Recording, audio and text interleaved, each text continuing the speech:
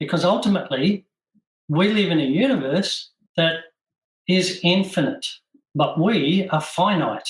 So we have this finite thing living in a universe that's infinite, and we want to try and control it so that we feel comfortable. So when we realize that we can't control that which is outside of us, but we can control that which is inside of us, we start to learn that chaos and order, let's call them pleasant and unpleasant, are both necessary.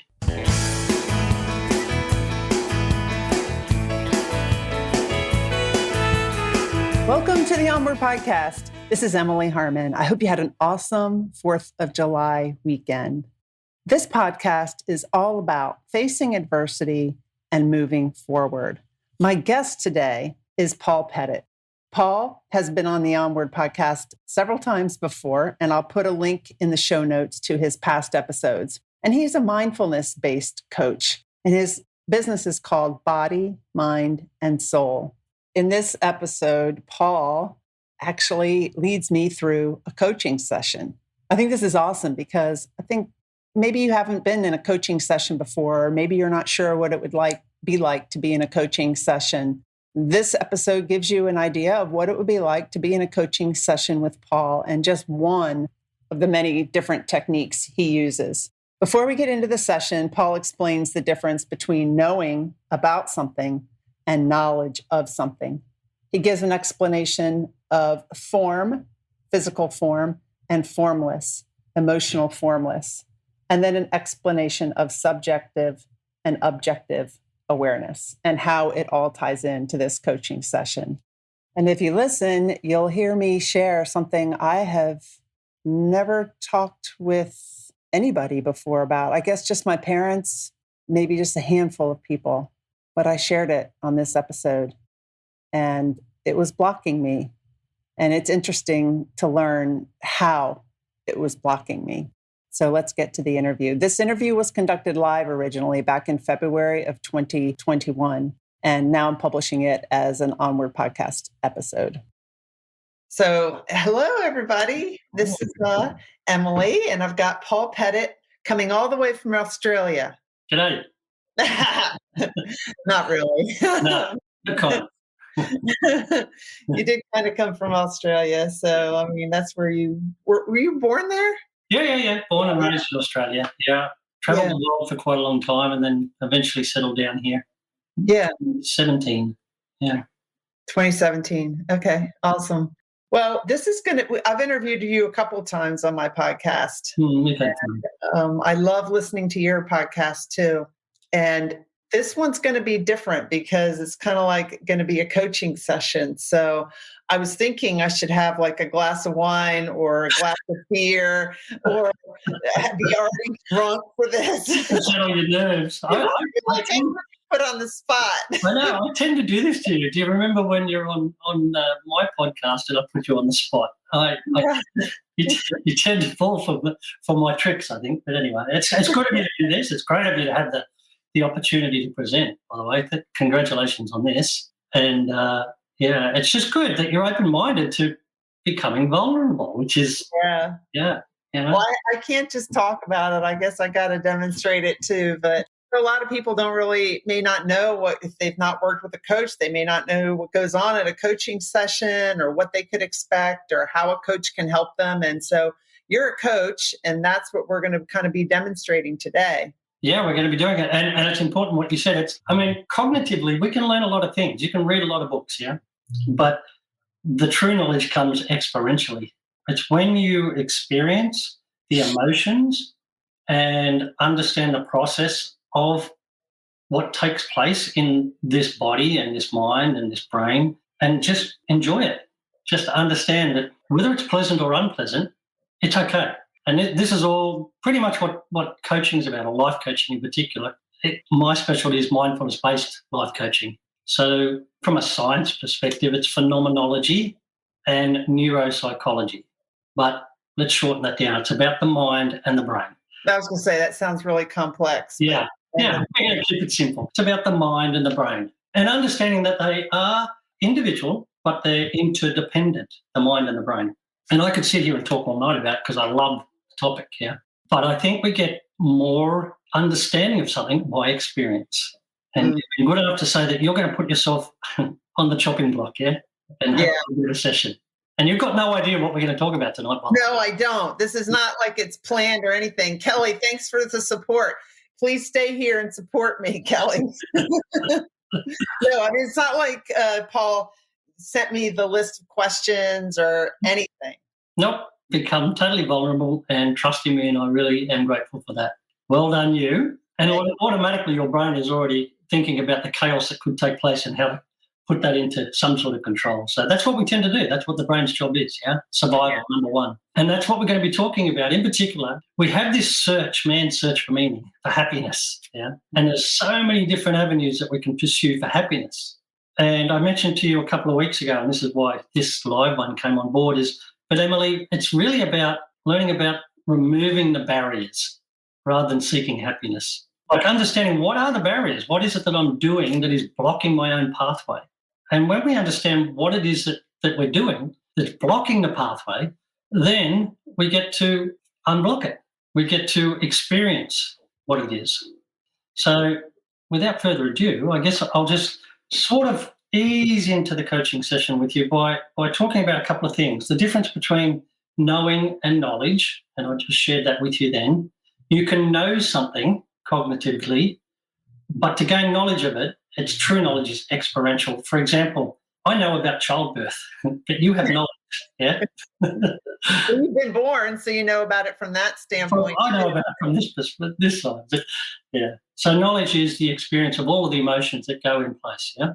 And when I'm talking with clients about understanding the knowledge, it's about two main parts, three in particular. My business is called Body, Mind and Soul. Body, Mind and Soul, three aggregates. But we're going to talk about form and formless. So the body is form and the parts of the body is form, but the mind is not. The mind is formless.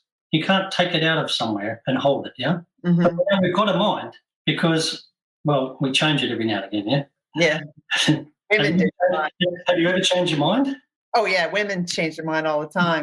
In fact, I'm going to change my mind right now and end this interview. No, just kidding. Well, have you actually, so you've changed your mind, so there's a part of you that thinks something and a part of you that doesn't, yeah?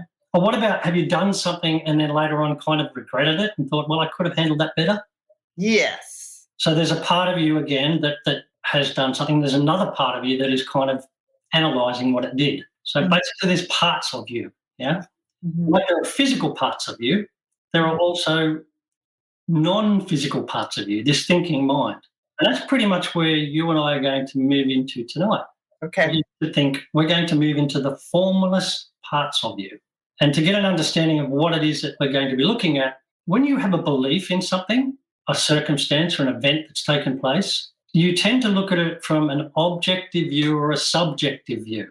And there's a big difference. And let's use the example of money and water, for example. Now, if I said to you, would you like $10,000 or would you like 4 litres, 1 gallon of water, what would you choose? Money. Right. Now, that's because subjectively it's important to you at the moment. Now, if you're in the middle of the desert, you've been there for a week, and I said, here's $10,000 or here's 4 gallons, what are you going to choose? You're going to go for yeah. So even though they're objects, we view them subjectively, depending on the circumstance. Yeah.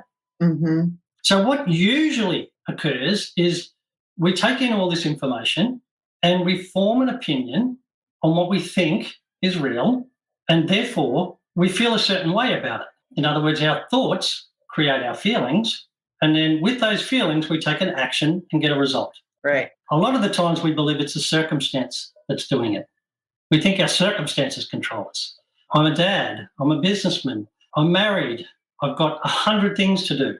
Therefore, I'm worn out. But that's not true. They're all circumstances. It's my thought toward each of those that creates my reality.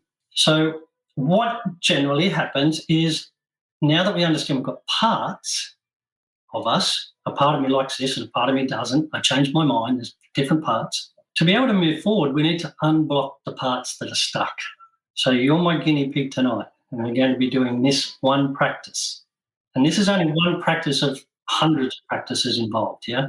All right. So this practice is the practice of awareness of what's blocking your pathway. Okay. Yeah? Okay, do you want to have a sip of tea or anything before we start? Calm your nerves? Okay.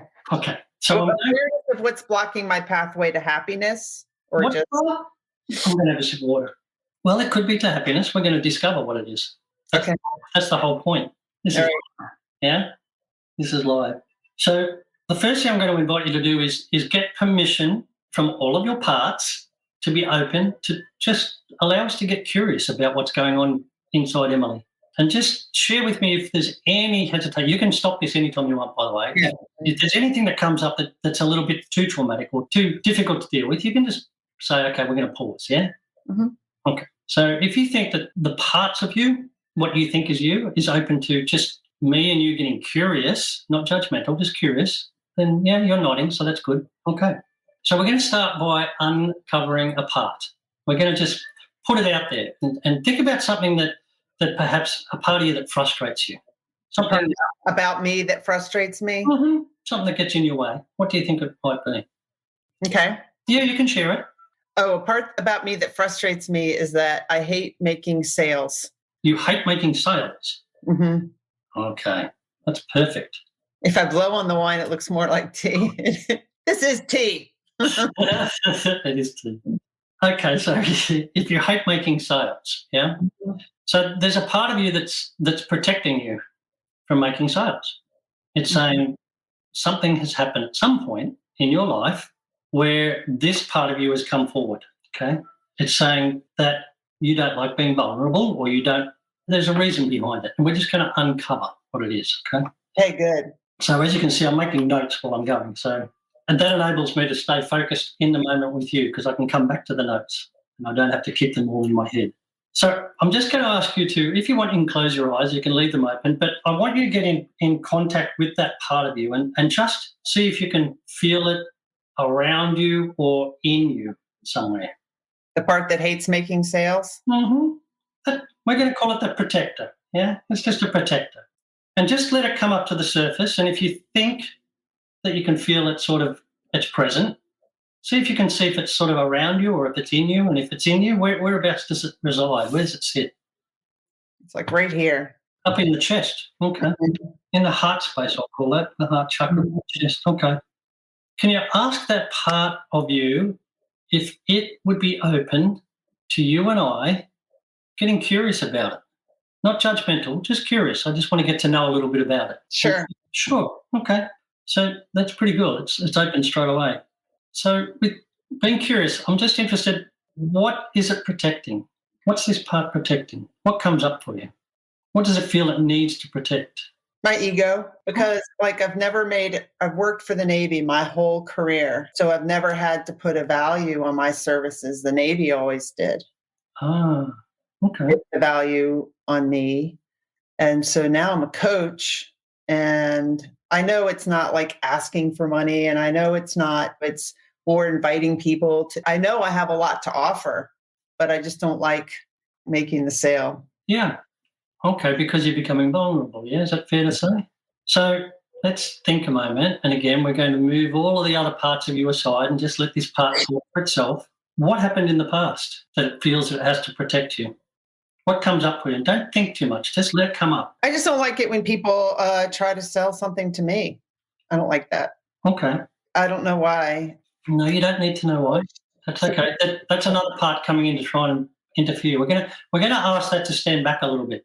That's another protector, yeah? We're just going to ask that part to stand back, and we'll stay with the part that we've got. We'll just let it express itself. It doesn't need to know why. It doesn't have to justify itself. It's just going to talk to us. Yeah? Okay. So that part of you don't like people selling to you, trying to convince you of something, perhaps? Yeah? Okay. So where did this part first feel it? Where did it feel this confrontation of being sold to? And again, let it come. I just felt that, you feel it sometimes on calls, like when you used to just get calls from people on your cell phone. Now that doesn't happen as much, where someone's trying to sell something to you with unsolicited. Sure. Okay. Now that's later in life, and that part, that protector part, would have come up when that happened. But before that, there's see if you can just give it some space and I know this is a lie, but we're gonna have moments of silence that just allows things to come up. Yeah. So like something in my childhood that might have happened? I don't know. What comes up for you? Something where it sounds like something where you were told who you should be or how you should do something, or a sales pitch by the sound of it. But that could mean many things. A part of you that. I really don't know, because I really don't remember a lot about my childhood for some reason, but. Okay, that's because you've got protectors coming in to say that. So we're going to ask them. All of these protectors are coming in, and they're all serving a purpose. It's really important they're there, and we acknowledge that. But we're going to ask them just to move back a little bit more, like be in the room with you, but move out toward the edges. And for this now, we're going to have to, anyone who's sending messages or anything, they're going to have to wait, yeah? Just you and me here. And we're going to ask those parts of you to move back and give this part some space to just float up and talk to us. Because when you say you don't know what happened in your past, what comes up if you did know? I've just never really seen it demonstrated and selling stuff, because I've always worked for the Navy, so I've never had to sell anything. And part of it too is that I know for me, I've seen myself lately is that I kind of act like I put myself out there, but I don't always put myself out there because, I interview guests a lot, right? So when you interview guests, like your wife and you do solo episodes. I don't do that a lot. I really protect myself. I don't put myself out there. And so maybe part of that is with sales too, is that I don't put myself out there. Someone wants to interview me coming up on an episode. So I've shared some things about myself, but I haven't shared a lot. So maybe it's not just the sales. Maybe it's. I'm just going to get pause there. That's good, because another part's coming in and trying to analyse it. We're going to ask that to move back, because you just shared a lot. That part was really open then. The part we're talking to about protecting itself, about protecting. So it's trying to protect Emily. It's trying to protect Emily. So what's it trying to protect Emily from? Embarrassment. Yeah. That's it. Yeah. So I'd like you to invite that part to understand that we're talking with it, but we're curious and we're not being judgmental. Okay? Yeah. And when did it first come up? When was it first worried about embarrassment? What happened? Probably like even when I played basketball, like I was a really good basketball player, but I remember when I played basketball kind of always being conscious of the people that were watching me, even though I could have scored, like I was the leading scorer in Maryland, DC, and Virginia, but I was never, when I was a senior in high school, but I was never like 100% focused on the game. I was always aware of what other people would think. Okay. Yeah. Yeah. So you might have been playing basketball, but more of awareness of others around you and how they view you. Yeah. Yeah. I'm a pleaser. So let's go back a little bit. Let's go back a little bit before the basketball. Okay.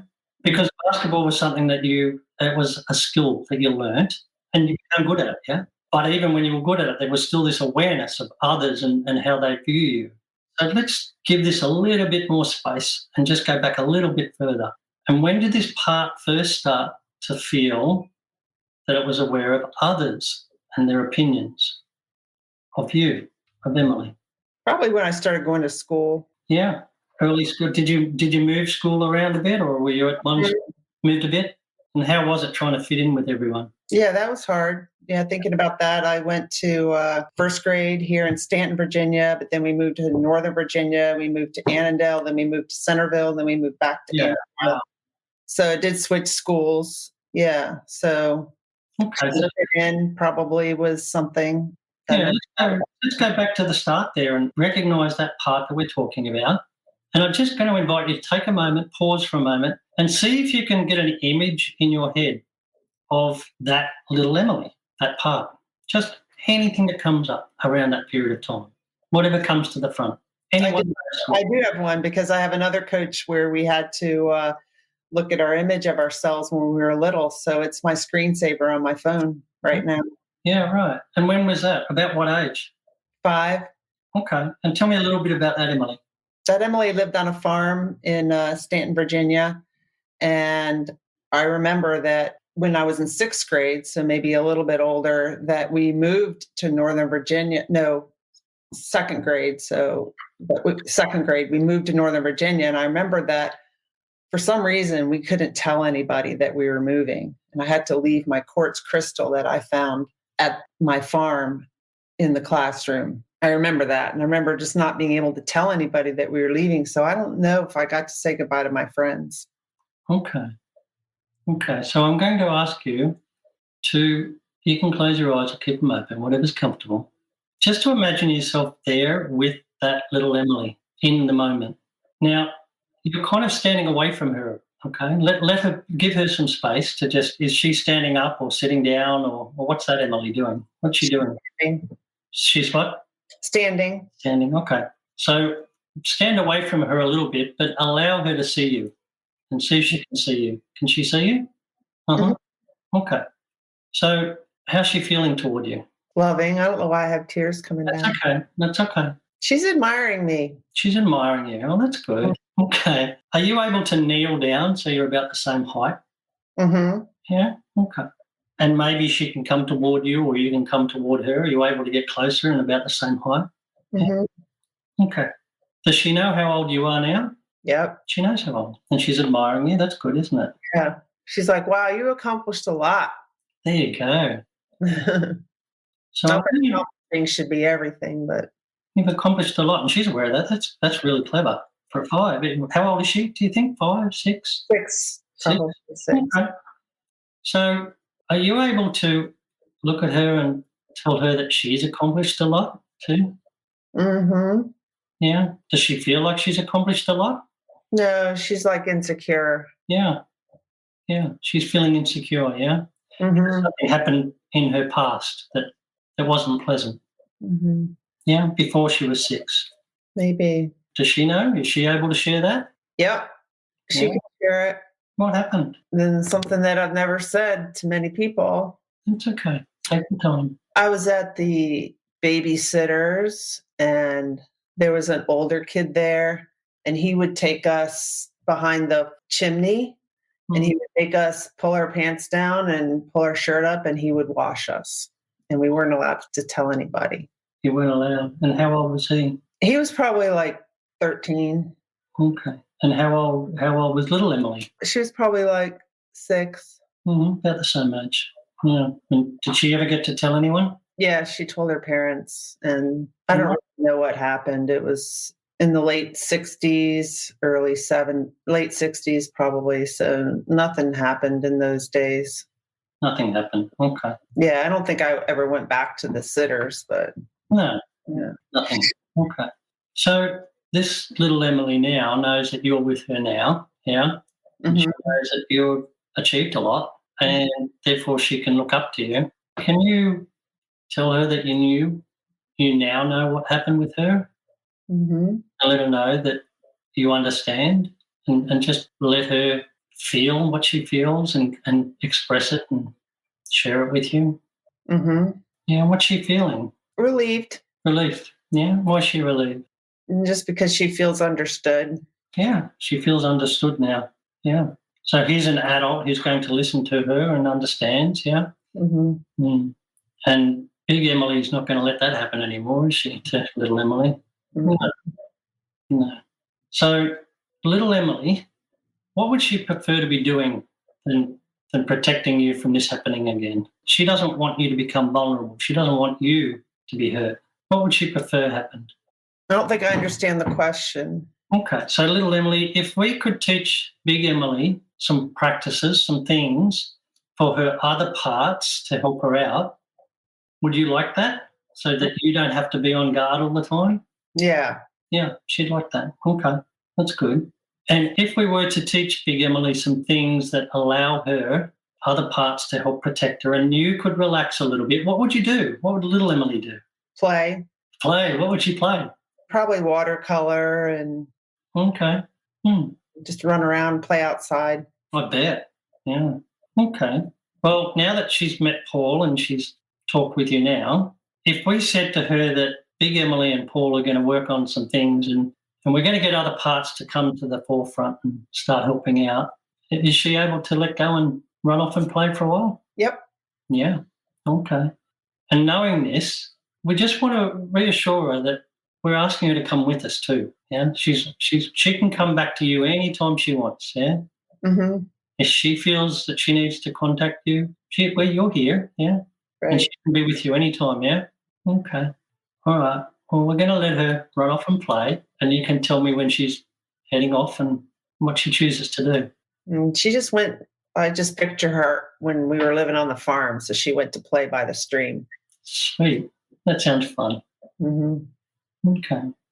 So now I'm going to invite Emily just to take a deep breath in through your nose and exhale through your mouth, nice and slowly. And do that 3 times for me. Just in. Oh, yeah. Let it out. And again. In. Out. In. And out. Okay. And now you can come back into the present moment with me and say good day. Good day. Yeah, that was really brave of you. Thank you for doing that. So what we did there was we just discovered a part that was blocking your pathway forward, okay? Some practices, and it takes some tools for you to be able to move that part, to move it out permanently. It's going to, over the next probably 7 to 10 days, it'll probably come back. Yeah. You will feel vulnerable, and you're relating it to, I hate making sales. There's a part of me that hates making sales. But now you understand what that part is and what it's been doing. How do you feel toward it? Well, it's been protecting me, right? Yeah. So how do you feel? Probably doesn't need to keep protecting me. No, but you don't. Do you hate it? Awareness of what it's been doing. When we're aware of what these protective parts are doing, we can sort of open up a little bit and show them some gratitude maybe, and Yeah. be able to understand. I mean, here's this Emily that's been with you since the age of 5 or 6 that's coming forward to protect you. Mm-hmm. Yeah. And now you've been able to say to her, well, I'm going to learn ways to protect me, and I'm going to start protecting little Emily. I'll show you a picture of her. Yeah. Very right. Oh,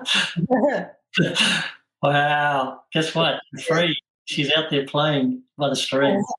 She's out playing by the stream. That's so cool. Yeah. So that was a mini version of one practice. Yeah. And there are literally hundreds of practices. And depending upon where the client is, what their thoughts are, and what it is that they're endeavoring to do, we just investigate what's blocking them. And now from here, there's something that's obvious to the person as to what's blocking them. Well, it was your obvious part was I hate making sales. Right. Then what was maybe keeping me from that? Well, that's right, because that's the problem. And what we do, we're getting to the cause of the problem. You fix a problem, there's another problem. But there's a cause. And when we get to the cause, then we can unblock it. And then the problem goes away. So you feel like that younger Emily is protecting me, yeah, and doesn't want me to feel hurt. Yes. And therefore says, don't do sales because you're being vulnerable. You might be hurt. Vulnerable. Yeah. And you're saying to her, oh, wow, where's that coming from? Oh, I get it now. Yeah, I get it. She felt vulnerable and no one was going to listen or do anything. And therefore she doesn't want you to go through that pain, you know? Yeah. But when we understand that, we can let it go and nurture it, yeah? Mm-hmm. Okay, well, I'm going to learn things. I'm going to learn practices, techniques that will allow me not to have this aversion about making sales, because my thought is I'm being vulnerable and I might get hurt. But honestly, if I said to you now, the big Emily, do you have good content that you want to share with people? Yeah. Yeah. Do you believe it? Yeah. So whether or not they judge you or don't judge you, it needs to be taken out of the equation. About what others think needs to be released. It's not about what others think. It's what you think. Let go of the detach from the outcome. Attach from the, yes. Yes. Remember? Yes, let go of the attachment to the outcome. Yeah, yeah. And this all stems from everybody has habitual behavior of trying to control that which you can't control. Right. I can't control if you're ready to be coached or want to be coached or any of that. I can control that I have good material, but whether somebody does or does not want to be in my coaching program isn't necessarily because of my material. It could be that they can't afford it. Cindy just posted, I can't afford a coach, or it could be that they're in a different time of their lives, or they've got something else busy going on. So it's important that your thought is what you concentrate on, not the circumstance, but your thought toward the circumstance. What am I making it mean? What is this thought making it mean? It's a sentence in my head. What am I making it mean? There's so many different ways of doing it, but I'm really hesitant with methods that produce a spiritual bypass, I call it, when we just suppress, repress, depress, pretend, turn that frown upside down, all of that doesn't work. It's necessary to find out what it is that's blocking you, where it is, where it's from, because it's real. We look at time as linear. But that Emily still exists back then at 6 and did up until tonight. And now you've been able to release her and she's off playing in the stream now, yeah? Mm-hmm. So it's a matter of understanding that there are certain parts of us that are stuck. And when we unstick them, then we can start to move forward. And to unstick them, there are different practices for different things. They're not always the same. And that's why it's an ongoing practice. It's like anything. You were good at basketball. How long did it take to learn that? Long time and a lot of hard work. Yeah. So when we do the same with this thing called our brain and our mind, and we understand the difference between the two and the interconnection or the interdependence, and then we understand what it is they do and the chemicals that flood our body when they're doing what they're doing, then we can start to tinker around and start to change outcome. Because ultimately, we live in a universe that is infinite, but we are finite. So we have this finite thing living in a universe that's infinite, and we want to try and control it so that we feel comfortable. Yeah. Do you see the irony of that? Mm-hmm. So when we realize that we can't control that which is outside of us, but we can control that which is inside of us, we start to learn that chaos and order, let's call them pleasant and unpleasant, are both necessary. Chaos is necessary and order is necessary, but we want order. We want to control things. We want order. Why is chaos necessary? Okay, and that's a great question. I love that question because everything has an antithesis. Up has down, left has right, in has out. It's all about balance, okay? So chaos is the unknown, yeah?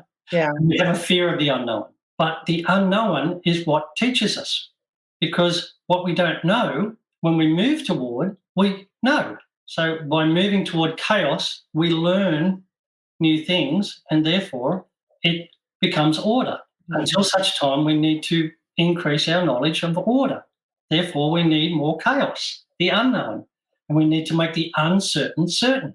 And that's why chaos and order are yin and yang. They're the things that make existence exist. But we're the thing in the middle. We're the piece that is not infinite. We're in the middle, and you're saying you can be happy whether there's chaos or order. You will be, I'm saying it further, you will be unhappy if you try and live only in chaos or only in order. Because you can have everything you want. Think of a utopian state, yeah? That false utopian state. Yeah. Where they believe everything is in order. It doesn't exist. It crumbles. So you could have what you think is everything you need, but you may not be happy. Right. And therefore you need a balance of chaos and order. You need to balance unhappy and happy. And in the Buddhist term, you find that equanimity, that point down the middle, yeah? That as if you're going down the stream and you've got a bank on the left and a bank on the right. You could have chaos on the left, order on the right. It's just a bank. You're in the middle. And they're both contributing to your reality. And when you can move toward that, which is uncomfortable, you learn a new reality. Leaving the comfort zone. Yeah. If anyone's watching and they have a question, feel free to post a question too. Hi, DJ. Hi, Cindy. Cindy posted that she can't afford a coach. What would you recommend to somebody who can't afford a coach about how they can work on this for themselves? Go to my website, click on the 15-minute free consultation, and I'll walk you through what to do.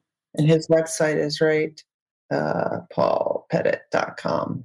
That's it. Yeah. Everybody's situation is different, yeah? Yeah.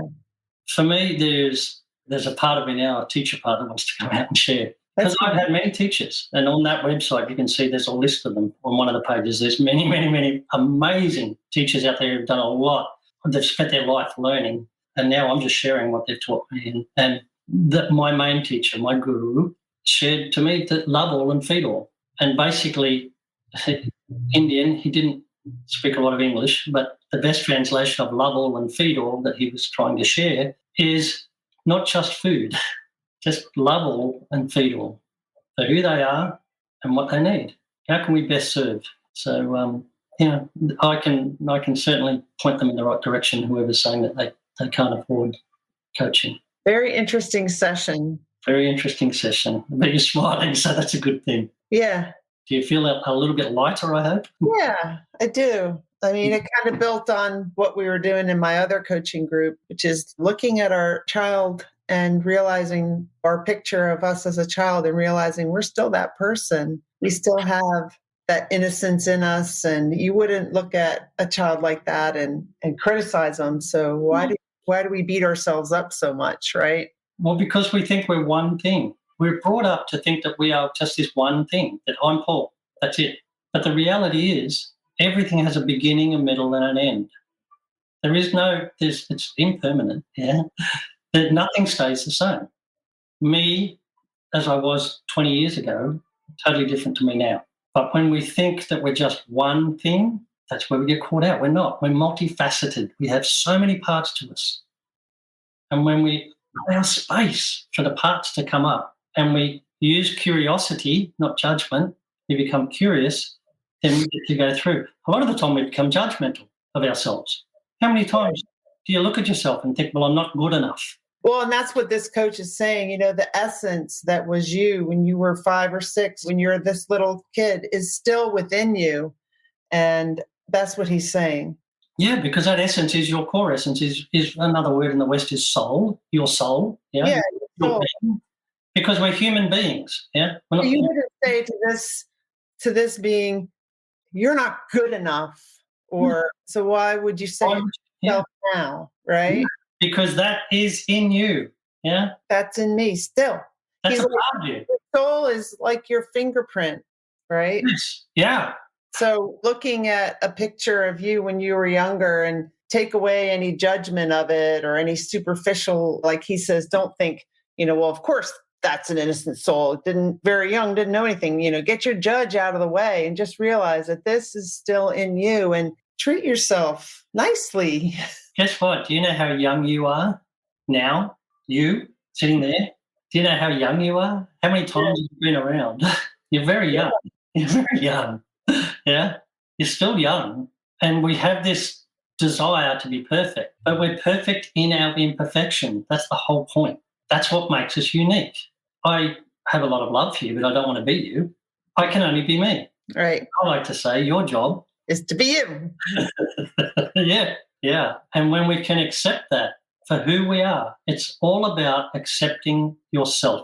And the way to accept yourself is to do what you did, one of the ways tonight, to go back and see where you felt that you weren't being accepted. And then go and tell that person, but I accept you, I believe you, I love you. And the more you do it and the more you understand about yourself, you'll get to the point where you can look in the mirror. I can look in the screen right now and I say, I love that guy. I just love him. I mean, he's amazing. He gets taking you around the place, like from Australia to here, and I met an amazing woman and have a wonderful life, and I get to share time with all these people because this thing's carrying me around. Like, how cool is that? Yeah, your body is carrying you around. My body's carrying me around, so why would I be judgmental of it? Because if I compare it to others, that's them. This is me. Right. Yeah. I'm not in that, but in a way we are, but that's getting deeper. Because ultimately we are all connected and we are all one, but that's a story for another time.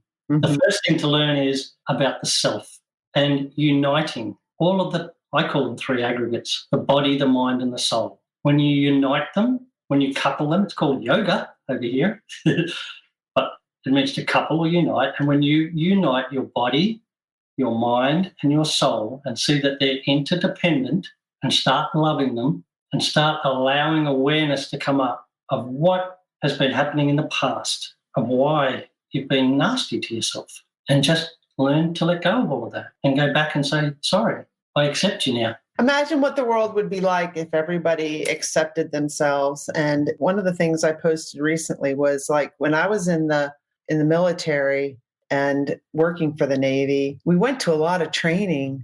It was a lot of leadership training. It was a lot of how to lead others. It was or training on how to work certain systems like computer systems or whatever, training for the job. But there's not, where in the world do you get this kind of training? How to love yourself. Why is it coaches? Why aren't doctors teaching this? Why aren't they teaching it in school? And the best way, if you can lead yourself, if you can love yourself and you can have self-mastery, you can lead yourself, you can be happy despite the circumstances, you know what I mean? If you can find all that, think about what a beautiful world this would be. What a beautiful world this would be. Yeah. But it already is, Emily. That's the thing. It already is a beautiful world. When you look at it, this heaven on earth is here, but how we perceive it is not. And you're right. Why aren't we being taught this when we're younger? Well, I don't know. My teaching stemmed from 2,500 years ago. So it's been around a long time. And it used to be told in stories. And you could look at the Bible, or you could look at the Quran, or you could look at, there's a heap of books over there. You could look at the Torah. You could look at whatever you want. They used to tell things through story, yeah? And then there was a period where science got involved, and it said, well, we'll quantify and qualify everything. And so therefore, at the start of this session, I said that we had phenomenology and neuropsychology. All that is a different way of measuring what has been around for more than 2,500 years. The knowledge that this thing I call myself, is not permanent. It's going to die. This body is going to go. But living in something that is infinite. And when I keep trying to control, as I said earlier, when I keep trying to control exterior, the infinite, it's not going to work. So let go. The only thing that really exists is the present moment in this timeline. Yeah? Mm-hmm. And therefore, in this next breath, I can get to decide how I want to move forward, because everything else is behind me. Already happened. Like that. But to change it like that, we need to unblock what's blocking it. We're on a pathway and we want to keep moving forward, but there's things blocking it. And we sit there, we dodge them, and we try and get around them, and you can't. You've got to pick it up, recognize it, and then release it. It's just energy. Just release it. Let go. Yeah. Hold on 1 second. Where's she going? She's like, Mom, you've been... Pearl. Yeah. Do what Pearl does. Live in the moment. Yeah, she says, I want a session with you, Paul. He already knows. Live in the moment. That's it. It's simple, but it's not easy. Yeah, I like when you say that. It's simple, but it's not easy. Yeah. Well, what's the name of your podcast, too? So podcast? Mindfulness Mondays? Yeah, well, it's an awesome podcast. It's every Monday morning. It's on, and it's just 8 minutes or less. That's the criteria, yeah. My son's the engineer of it. I get to waffle away because I like to talk. I get to waffle away, and then he's got to put it in under 8 minutes. That's amazing. Yeah, a lot of time it's very short, but yeah. I wanted it for that reason, because I just want something at the beginning of the week for someone. If you just think about this, yeah, just think about it, and then off you go. Thank you. Look at the last name, yeah. Do you know Susie? Great supporter, great woman. You could share Susie's podcast too. Yeah, love your life show. Yeah, they love your life show. Yeah, that's so Susie and Paul are both coaches. Yeah, and that can be an asset or a liability sometimes. Do you coach Susie and Susie coaches you? We probably do more of that without even realizing, but then every now and again, I just turn around and say, you know what, I just want a hug. Yeah, I just want you to be my wife, not my coach or whatever. Yeah, but this is a passion, Emily. As you know, we live it. We live and breathe what I'm sharing with you and what she shares. I know you guys do. It's our life's work, but it's our life's passion, and it's come together. It's just like it is how we be. What you see is what you get. Yeah. And it's just all about understanding you control. You know, at the back of my business card, it says every day has a new beginning, but you decide the ending. And you truly do. Everyone has the capacity to do it. You just got to learn how. Well, tomorrow I'm going to rake in $1 million. Manifest that. What would you do with $1 million? What would I do? If I would start a foundation and help other people out. So you're having the thought that $1 million would allow you to say, oh, thanks, Susie, for the podcast. Yeah. You're having the thought that $1 million would allow you to do that. Yeah. Something with the Onward movement and helping out other people. I mean, one of the things I've thought of is right next door to me is the Center for, I should know it, but it's a foster home, foster home for kids, and they help place kids and stuff like that. And especially during this COVID time, I just think I would really like to help out families that need it. And that's purpose and meaning, and that's a pathway to happiness. Because when you have a purpose with a long-term meaning attached to it, it keeps you focused. It definitely keeps me focused. I mean, I like living where I live right now. It's not like I would buy a huge house or none of that stuff. But you're already on the pathway to it, so it's going to happen. Yeah. Manifest it, it's going to happen. At some point, I would like to buy a camper, though. I don't need $1 million for it. But do that now, mate. I know. I would love to tour the U.S., meet different onwarders in different parts of the country, and go camping and stuff. Let's have a session on that, because there's only one thing stopping you. Me. Yeah, I know. I'm going to do it. I'm just waiting for probably next spring is my... Okay. Let's see. I'll hold you to it. Yeah. All right. Thank you, Paul. Stay here. I'll just end live. And then thank you, everybody, for watching. Thank you, Susie, for the link to Mindfulness Mondays, and appreciate everyone that was watching. Yeah. Nice night. Thanks for holding it, Emily. I really enjoy what you do. Thank you. Thank you, Paul, for being my guest again on the Onward podcast. I love your Mindfulness Mondays podcast, and I put a link to that in the show notes, as well as a link to your website, which has all of your resources, your coaching resources, a list of everybody from whom you have learned, and more. I highly encourage everybody to get a coach. I've worked with so many different coaches over the past 2 years. And my first experience with a coach, a life coach, I mean, I've had several sports coaches, but my first experience with a life coach was actually when I became a senior executive for the Department of the Navy. I moved from a GS-15 to a senior executive level 2, so kind of skipped the pay grade. And it was a big job. It was a big jump. And having that executive coach helped me out so much. I decided I wanted to be a coach. And that's what I'm doing now that I've retired. I help with a couple of different things. One, mental fitness, how we can go from self-sabotage to self-mastery in 6 weeks with this program that I coach based on Shirzad Shamin's New York Times bestseller, Positive Intelligence. And I also coach in the area of creating a life that you love living. I've taken everything that I've been through in the past couple years since I graduated from the Navy and been through the death of my children's father, and gone inward, journeyed inward, and learned so much about myself. And I've created a life I love living. And I want to help other people do that too. Don't wait until you retire to do that. You can start creating a life you love living now if you're not already loving your life. We were meant to be here on earth to love life, to enjoy life, not to dread going to work, not to dread life, but to enjoy it. And you can do that. So if you want to learn more about my coaching programs, you can check out my website.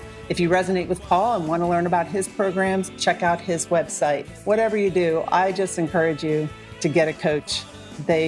Coaches have changed my life, and I know they would do the same for you. Thank you for listening. Have a great week.